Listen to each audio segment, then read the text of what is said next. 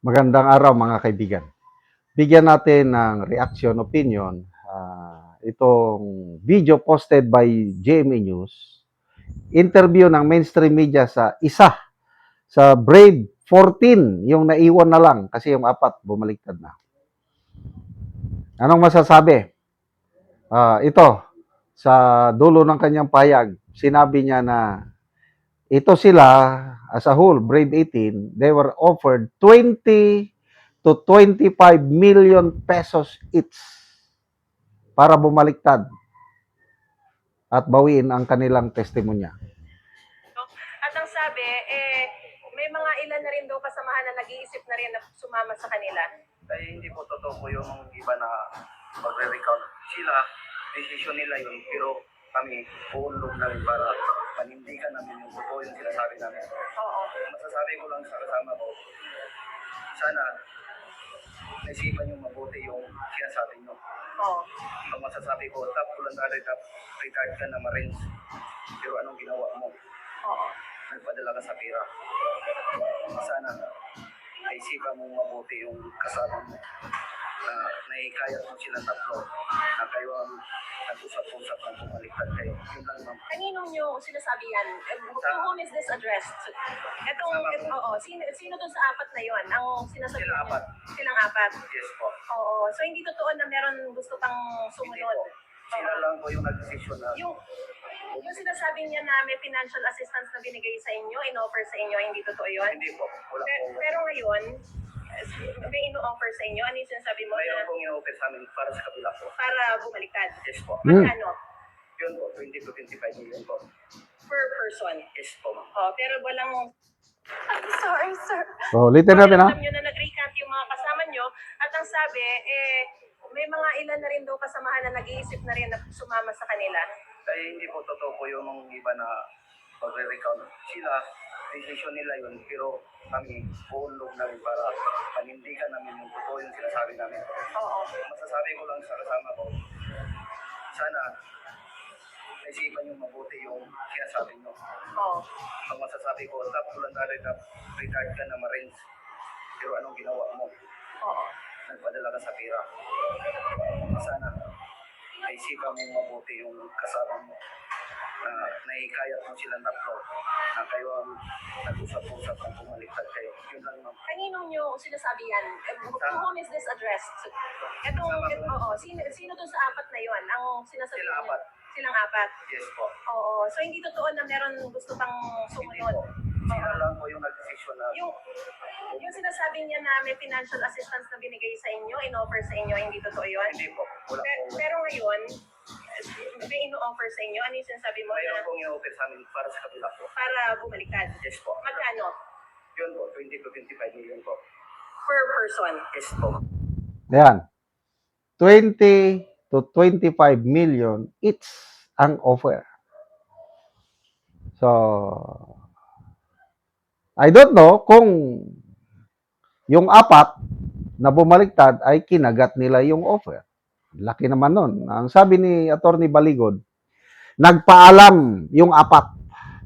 Yung apat na yon may isang leader, yung retired Marine sa may yung pangalan niya may idea ko kailang hindi naman nila pinangalanan basta hindi siya na discharge o ano basta retired Marine siya, magandang pagka ano niya. So sabi ni Attorney Baligod na intindihan niya ang rason dahil nadala na sa presyo. Yung isa sa kanila sa yung naiwan na yung Brave 14 na lang ngayon. Kasi ang apat nalagas na eh. I don't know how do we call it. Baliktad 4. Ang apat bumaliktad. Ang 14 remaining. Ang isa sa 14 nag-text sa akin. Sabi niya, sir, mabuti na lang na i-record ko yung pag-offer na nila sa akin ng pera. At hindi ko tinanggap. Recorded ko yung offer. At magiging ebidensya ko ito. Hindi naman ako nagtanong. Basta yun lang ang text sa akin. So, laking pera, no? At yun nga, sinasabi rin ni Ombudsman Boying Rimulya na ang kampo daw ni Romualdez, they're trying to take away our witnesses. So, connecting the dots, sinasabi ni Boying Rimulya na kagagawan ito kampo ni Romualdez. Sinasabi niya. Kasi kung magtagumpay, madagdagan, yung 4 nagrikat na, baka madagdagan pa. Nako, ang makikinabang dito is si Martin Romualdez. Kasi ito lang Brave 18 Marines ang may malakas na ebidensya laban kay Romualdez. All others, wala na. So, tao lamang, sapagkat kami ay tao lamang. Di ba may ganyang kanta? Na na na na na na na na na nakakapagtaka na na na na na na na na.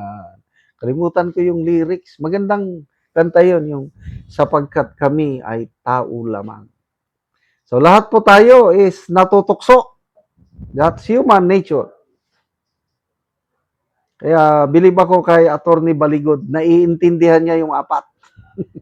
But itong 14, galit. Galit sila sa 4.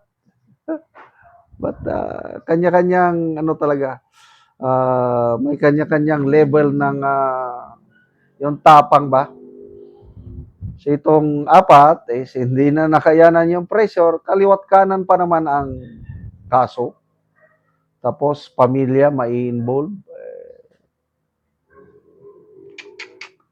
Tinanong ako by the way, shout out ko ang aking mga researcher, si Eudora at saka si Chris Torres. Tinanong nila ko anong reaction ko sa pagbaliktad ng 4. Sabi ko is nakakalungkot. But sabi ko expected ko na yan. Noong una pa silang lumabas sa early this year, sabi ko delikado. Baka may kung anong nangyari kay Master Sergeant Gutesa, posible ring mangyari sa kanila. At ito na nagkatotoo na yung aking hinala.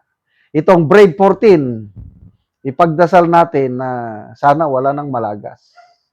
Kailang dahil nga tao lamang sila, baka madagdagan pa. Biruin mo yan, 20 to 25 million. Ang laking pera yun. Baka ganun din ang nangyari kay Master Sergeant Orly Gutesa. Salamat mga kaibigan sa inyong pagsubaybay sa channel na ito.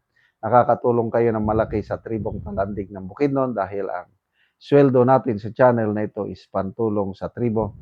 Namimigay tayo ng libreng yero at pako para makapagpatayo naman sila ng mas maayos na tirahan. Panoorin nyo ang video na ito. Karon mag-atok na gyud si Kuya. Kuhaon na niya ang ngero nga buslot ni nanay daw.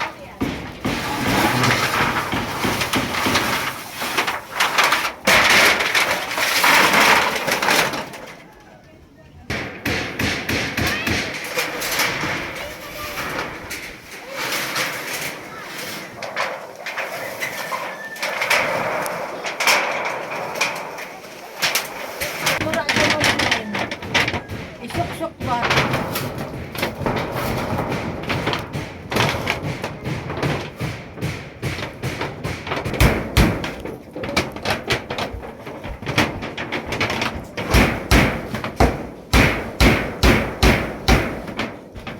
Karon naman na gyud ang pag-atok ni Kuya.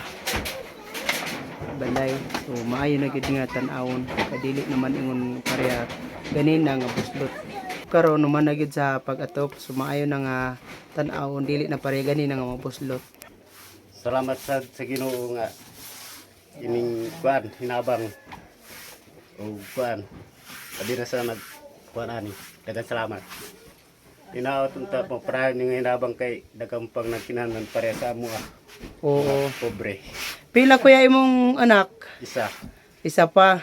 So unsa imong trabaho karon niya? Silip pro So may pro. o So kada adlaw kada ka trabaho. taga adlaw. Mm. Domingo ang may trabaho po. Domingo pahulay. So makasuporta na sa imong mga anak kuya. Makasuporta ro gid. Ura gid pagpalit bugas unsa pa di kinahanglan. Bugas ra gyud ang makuan kuya, mga port. Bugas ra gid. Sa panangero kuya nga pangatop. So Wa na gid mabudgetan. wala na nabudgetan. So igo lang sa pagkaon imong trabaho kuya. Igo ra gid sa pagkaon napagid binulan nga motor Oh, salamat kayo kuya.